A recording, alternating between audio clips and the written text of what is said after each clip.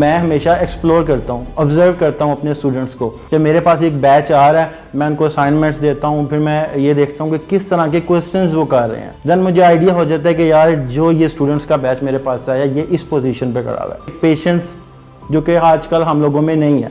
जब आपका नेटवर्क बनेगा तो हज़ारों लोगों का नेटवर्क बनता है या सैकड़ों लोगों का बनता है, उनमें से कई लोगों को वर्चुअल असिस्टेंट्स की ज़रूरत होती है। हमारा मसला ये है कि हम स्पून फीडिंग ढूंढते हैं। मोस्टली जब मैं ग्रुप्स में देखता हूँ अपने, तो हर बंदा प्रोडक्ट रिसर्च करके स्टैट्स शेयर कर रहा होता है कि यार ये प्रोडक्ट कैसी है, ये प्रोडक्ट कैसी है। बिकॉज उनके माइंड में सिर्फ यही है कि मुझे यार ये प्रोडक्ट अगर अप्रूव हो जाती है तो मैं इसको किसी को बेच के $200 कमा लूँ। देन जब उसको बेचने जाते हैं, किसी की बिक जाती है अगर लाख है, किसी की नहीं बिकती।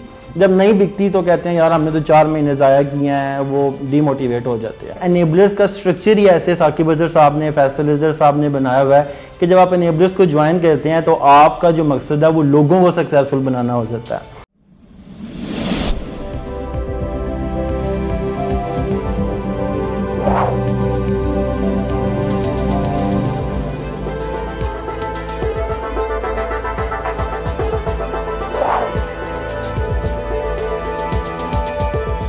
अस्सलाम वालेकुम नाजरीन, शेयरिंग ऑफ प्रोफेशनल विजडम के साथ मैं हूं अली रहमान खालिद। नाजरीन, आज जो मेहमान हमारे साथ मौजूद हैं वो एनेबलर्स के मेंटोर हैं, एम्बेसडर हैं, असाद अमजद मिर्ज़ा साहब। असाद अमजद मिर्ज़ा साहब अब तक बेशुमार स्टूडेंट्स को ट्रेन कर चुके हैं, बतौर मेंटोर अपना काम कर रहे हैं। हम इनसे जानेंगे कि स्टूडेंट्स को क्या क्या प्रॉब्लम्स फेस करनी पड़ती हैं और असल में वो क्या माइंडसेट है जो एनेबलर्स के स्टूडेंट की ग्रोथ में रुकावट का बाइस बनता है। और जो नए लोग आते हैं जिनकी ई कॉमर्स से कुछ और ही एक्सपेक्टेशंस होती हैं, वो कहाँ पे गलत हैं और उन एक्सपेक्टेशन को एड्रेस करना और दुरुस्त करना कितना ज़रूरी है। ये सब बातें इस इंटरव्यू में हम इनसे जानेंगे। आइए इनसे मुलाकात करते हैं। बहुत बहुत शुक्रिया असाद अमजद मिर्ज़ा साहब आपकी तशरीफ़ आवरी का।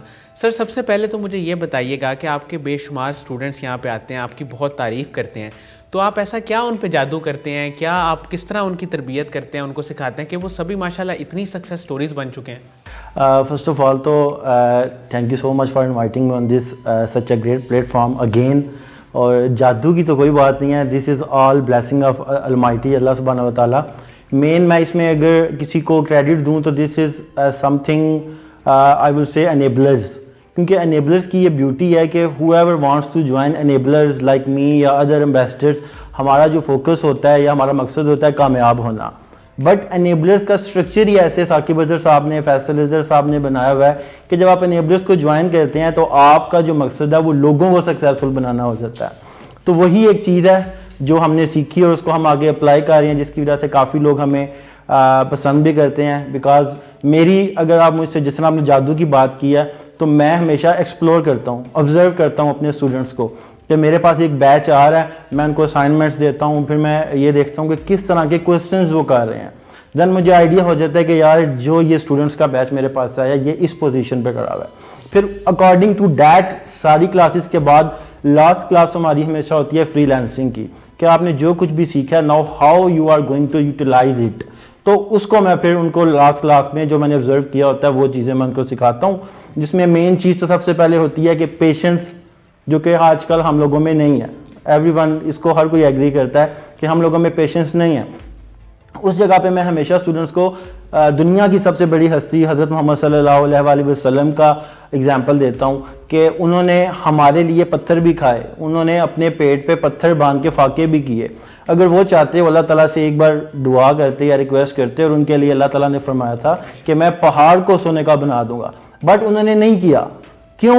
उन्होंने अपनी उम्मत को एग्जाम्पल देनी थी कि यार पेशेंस और कंसिस्टेंसी के साथ अगर आप अपने काम में कंसिस्टेंसी के साथ चलते हो, आप पक्के हो अपनी धुन के, तो आप सक्सेसफुल होगे जस्ट उम्मत के लिए। और उम्मत का ये हाल है, उम्मत आज अगर कोर्स करती है, अगले दिन वो ये सोच रही होती है कि कल मैंने कोर्स कंप्लीट किया और अगले दिन मुझे क्लाइंट मिल जाएगा। तो वो चीज़ सबसे पहले मैं एग्जांपल देता हूँ कि patience is the key.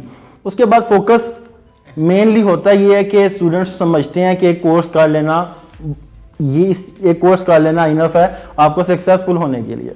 But again मेरी ये चीज़ मुझे भी ज़्यादा पसंद है स्टूडेंट्स को भी, कि मैं रियल लाइफ की एग्जांपल्स देता हूँ। अगर रियल लाइफ की आप बात करें तो मैं उनको एक क्रिकेट की एग्जांपल देता हूँ।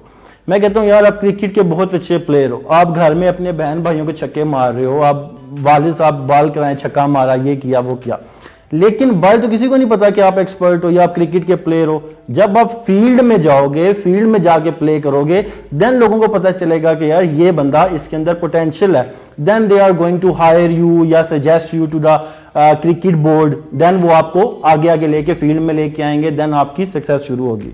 तो वो मैं इनको बताता हूं कि जब आप एक कोर्स कंप्लीट करते हैं, आपको अपने आप को प्रूव भी करना होता है कि आपके पास नॉलेज है। उसके लिए आपको कहाँ जाना पड़ता है? डेफिनेटली फील्ड में। फील्ड की जब बात करें तो सबसे बड़ी फील्ड फेसबुक है। There are a lot of groups, Facebook groups हैं जहाँ पे सेलर्स जो हैं वो मौजूद हैं, उन्होंने कम्युनिटीज़ बनाई हुई हैं, वो अपने मसले डिस्कस करते हैं। बिकॉज एज यू नो कि हर बिजनेस करने वाले बंदे का यही मकसद होता है कि उसकी उठक बैठक ऐसे लोगों के साथ ही हो जो उसको फ़ायदा देंगे। तो वो लोग फेसबुक में बैठे हुए होते हैं, अपने मसले पोस्ट करते हैं कि यार मुझे ये प्रॉब्लम आई है लिस्टिंग करते हुए, मुझे कोई गाइड करे यहाँ पे कि मैं इसको कैसे सॉर्ट आउट करूँ। और हमारा नीचे मोस्टली कमेंट होता है hire me, I will do this for you. तो वो कहते हैं हमने हायर ही करना, तो हम फाइवर पे जाते हैं, अपवर्क पे जाते हैं, हम यहाँ पे क्यों आके आपको पोस्ट कर रहे हैं? तो वहाँ पे मेन चीज़ होती है जो आप लोगों ने वहाँ से कैप्चर करना होता है बंदे को। वहाँ पे आप एक प्रोफेशनल सा कमेंट करो, आप बोलो जी कि आपको ये प्रॉब्लम आ रही है लिस्टिंग में, this is how you are going to sort this out. ठीक है, फर्स्ट टाइम अब लोग समझेंगे यार मैं उसको बता दूं तो वो खुद कर लेगा, एक बार वो कर लेगा, लेकिन नेक्स्ट टाइम जब उसको की प्रॉब्लम होगी तो उसके माइंड में आप होगे कि यार असाद ने मुझे लास्ट टाइम हेल्प आउट किया था, मैं डायरेक्ट उसी के पास जाता हूँ। फिर वो आपको अपनी फेसबुक में ऐड करेगा, आपकी उसके साथ कम्युनिकेशन शुरू होगी और देन आपका एक ऐसे नेटवर्क बनने शुरू हो जाएगा। जब आपका नेटवर्क बनेगा तो हजारों लोगों का नेटवर्क बनता है या सैकड़ों लोगों का बनता है, उनमें से कई लोगों को वर्चुअल असिस्टेंस की जरूरत होती है, देन आपको काम मिलने शुरू होता है। तो दिस इज अ प्रॉपर कि जिसमें अल्लाह ताला एग्जांपल देता है ना आपको कि एक बीज आप लगाते हो, फिर उसको पानी भी चाहिए होता है, उसको रोशनी भी चाहिए, मेन चीज वक्त चाहिए, देन वो आपको फल देता है। तो हमने भी अपनी स्किल को कंसिस्टेंसी देनी है, फोकस देना है और पेशेंस देना है, उसके बाद जाके वो आपको सक्सेसफुल बनाती है। सर हैंड्स ऑन एक्सपीरियंस लेने का सबसे आसान तरीका क्या है? और दूसरा मैं ये जानना चाहता हूँ कि जो लोग ई कॉमर्स की तरफ आते हैं, चूँकि ये फील्ड बहुत ज़्यादा टेक्निकल है तो उनको स्टार्ट में समझ नहीं आती, तो वो इससे पीछे हो जाते हैं, उनको आप क्या गाइडलाइन देंगे? ठीक है, हैंड्स ऑन एक्सपीरियंस के लिए मोस्टली लोगों का, जैसे हम एक ग्राफिक डिज़ाइनिंग करते हैं ना, हमने ग्राफिक डिज़ाइनिंग की स्किल सीखी है, लोगो डिज़ाइन करना या बिजनेस कार्ड्स डिज़ाइन करना, तो हम क्या करते हैं, हम फोटोशॉप इंस्टॉल करते हैं और खुद सब कुछ करने शुरू कर देते हैं। सेम थिंग हम अप्लाई कर सकते हैं ई कॉमर्स पे। पहला स्टेप होता है अकाउंट क्रिएट करना। अकाउंट क्रिएशन के लिए आपको पासपोर्ट की या आईडी कार्ड की जरूरत होती है। इफ़ यू आर ओवर 18 आपका आईडी कार्ड बना होता है और पाकिस्तानी डिटेल्स पे आप अकाउंट बना सकते हो। बनाते कैसे हैं? EVS पे वीडियोस मौजूद हैं, यूट्यूब पे वीडियोस मौजूद हैं, आप वहाँ से देख के अकाउंट बनाओ। उसके बाद नेक्स्ट स्टेप होता है प्रोडक्ट रिसर्च करना। प्रोडक्ट रिसर्च भी आप कर सकते हो। उसके लिए टूल्स, मार्केट में बहुत सारे टूल्स प्रोवाइडर हैं जो 2000 या 2500 के आपको टूल्स दे देते हैं। आप टूल्स लें, क्राइटेरिया मौजूद है कम्युनिटी में, EVS में, उसको देखते हुए मार्केट का एनालिसिस करें। देन नेक्स्ट स्टेप होता है उस प्रोडक्ट को सोर्स करना जिसको आपने ढूंढा है, या उसका मजीद मार्केट सेगमेंट चेक करना कि क्या चीज़ जो है पसंद की जा रही है, कौन सी कलर पसंद किया जा रहा है, वो भी आप बगैर किसी क्लाइंट के बगैर कर सकते हो। देन सोर्सिंग में क्या होता है, उसका सप्लायर फाइंड करना है, वो हम सिखाते हैं, अली बाबा से कर सकते हो, आप पंजीवा से कर सकते हो, वो भी आप करो। उसके लिए भी आपको किसी क्लाइंट की जरूरत नहीं है। रुकना कहाँ पे है? एंड ऑफ दी सोर्सिंग, जब आपने पे करना होता है सप्लायर को कि यार हमारी सब कुछ डीलिंग होगी है, हमारी नेगोशिएशन होगी है, now I am going to pay you, और आप मुझे इन्वेंट्री दे दो। आप ना बोलो, आप बोलो कि यार मैं महीने बाद या दोबारा आपसे कॉन्टैक्ट कर लूँगा। देन लिस्टिंग आ जाती है, स्टेप्स लिस्टिंग आ जाती है, वो आपने अकाउंट जो बनाया हुआ था उस पर लिस्टिंग भी हो जाती है। उसके बाद जी आपकी कंटेंट राइटिंग, कीवर्ड रिसर्च, वो भी आपकी हो जाती है बगैर किसी क्लाइंट के। तो ऑल दी स्टेप्स, जितने भी स्टेप्स हैं वो आपके खुद हो जाते हैं। हमारा मसला ये है कि हम स्पून फीडिंग ढूंढते हैं। सॉरी टू से, my words might be harsh, but हम स्पून फीडिंग ढूंढते हैं कि कोई हमारे लिए आके करे, कोई आपके लिए नहीं करेगा। दुनिया में मैजिक नहीं चलेगा। लाइफ में अगर आपको हार्ड वर्क करोगे या स्मार्ट वर्क करोगे देन आप सक्सेसफुल हो। अगर आप मैजिक्स या फैंटेसी में रह रहे हो कि यार खुद मेरे लिए हो जाएगा, तो आप उसी जगह बैठे रहोगे, आपके लिए कोई सक्सेसफुल होने के चांस नहीं है। सर आपके जो स्टूडेंट्स आपके पास आते हैं, एक वक्त था जब आप एक सक्सेस स्टोरी के तौर पे आपका इंटरव्यू किया गया था, आज आप एक मेंटोर हैं और इंस्पायरेशन है लोगों के लिए, क्योंकि आप खुद भी अर्निंग कर रहे हैं और लोगों को भी सिखा रहे हैं। तो सबसे ज़्यादा मुश्किल काम उन स्टूडेंट्स को जिनको आप सिखाते हैं या आप कह लें स्टक होते हैं, वो किस काम में वो स्टक होते हैं सबसे ज़्यादा? मेनली इशू भी इसको आप कह सकते हैं कि मोस्टली जब मैं ग्रुप्स में देखता हूँ अपने, तो हर बंदा प्रोडक्ट रिसर्च करके स्टैट्स शेयर कर रहा होता है कि यार ये प्रोडक्ट कैसी है, ये प्रोडक्ट कैसी है। बिकॉज उनके माइंड में सिर्फ यही है कि मुझे यार ये प्रोडक्ट अगर अप्रूव हो जाती है तो मैं इसको किसी को बेच के $200 कमा लूँगा, that's it. Just product research की वजह से वो इस सारी फील्ड को अपना फोकस हटा देते हैं। देन वो सोर्सिंग पे भी ध्यान नहीं रखते, लिस्टिंग पे, PPC, लिस्टिंग ऑप्टिमाइजेशन, हंटिंग पे स्टक है। फिर होता क्या है, अगर 2 महीने या 3 महीने बाद उनकी प्रोडक्ट लेट से अप्रूव हो गई है, देन जब उसको बेचने जाते हैं, किसी की बिक जाती है अगर लाख है, किसी की नहीं बिकती। जब नहीं बिकती तो कहते हैं यार हमने तो 4 महीने ज़ाया किए हैं, वो डीमोटिवेट हो जाते हैं। तो व्हाट वी सजेस्ट, हम अगर सिखाते हैं मार्केट रिसर्च में कि आपको ऐसी प्रोडक्ट ढूंढनी है जिसकी डिमांड ज़्यादा है और उसकी कंपटीशन कम है, तो दैट मीन्स कि उसको अपनी लाइफ पे भी अप्लाई किया जाए। आप ऐसी स्किल की तरफ जाओ जिसकी डिमांड ज़्यादा है और उसकी कंपटीशन कम है। That is listing optimisation, that is PPC marketing. आप ग्रुप्स में जाके देखेंगे तो एक आध बंदा सिर्फ वहाँ पे ये चीज़ें पोस्ट कर रहा होता है, बिकॉज किसी को आती नहीं है। तो आप जब उस चीज़ को आगे लेके आओगे तो आपको ऐसे काम मिलने शुरू होगा कि सारा कुछ आपका। करंट सिचुएशन में सबसे ज़्यादा टॉप पे प्रोडक्ट कैटेगरी कौन सी जा रही है आपके ख्याल में? ठीक है, टॉप कैटेगरी अभी कोविड की वजह से तो रिसेंटली स्पोर्ट्स बहुत ज़्यादा चल रही थी, क्योंकि कोविड की वजह से जब रिस्ट्रिक्शंस लगी हैं जिम्स वगैरह पे, तो लोगों ने फिर घर में वेट लॉस की चीज़ें, एक्सरसाइज बैंड्स वगैरह सब कुछ ऑर्डर्स करना शुरू कर दिया था। बट अभी चीज़ें जो है नॉर्मलाइज हो रही हैं, तो sports and outdoors is a good category. Other toys and games, आपको पता है कि बेबीज़ और बच्चों को भी घर में फिर पकड़ के रखना कोविड की सिचुएशन में बहुत मुश्किल है, तो लोग टॉयज़ एंड गेम्स में काफ़ी ज़्यादा चीज़ें ऑर्डर्स करते हैं। तो toys and games, sports and outdoors and home and kitchen are the categories. लेकिन again these are the most competitive categories as well. So अगर आपने सीखा हुआ है ठीक तरह से, आपको आता है कि इन कैटेगरीज में हाई कम्पेटिटिव प्रोडक्ट्स को कैसे सेल किया जाता है, then you should go. Otherwise आप ऐसी कैटेगरीज की तरफ जाओ जहाँ पे कंपटीशन कम है। These are the gated categories basically. Sir मुझे आखिर में बस ये बताइएगा कि वो कौन से स्किल्स हैं जो अगर आने वाले लोग कुछ अपने अंदर डेवलप कर लें तो जब वो ई-कॉमर्स में आएँ तो वो जल्दी से हिट हो जाएं, अर्निंग स्टार्ट कर दें, थोड़ा सा उनके लिए आसानी हो जाए। वो स्किल्स अपने अंदर कौन से डेवलप है? सबसे मेन स्किल जो हमें एज अ नेशन अपने अंदर डेवलप करने की ज़रूरत है वो पेशेंस एंड कंसिस्टेंसी है। हम लोग कंसिस्टेंसी किसी चीज़ में नहीं रखते। एक दिन एक चीज़ की या दूसरे दिन उसको छोड़ के 4 दिन बाद दोबारा टेस्ट करते हैं, उसमें वो चीज़ नहीं रहती।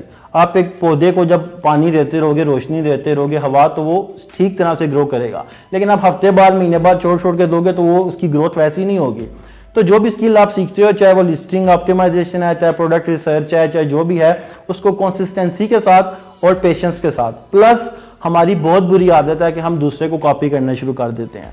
रीज़न कि अल्लाह ताला ने दुनिया में हर बंदे का डिफरेंट क्वेश्चन पेपर रखा हुआ है। आप अगर अपने क्वेश्चन पेपर को दूसरे का क्वेश्चन पेपर या उसके आंसर्स देके कॉपी करने की कोशिश करते हो ना, तो आप गलत कर देते हो।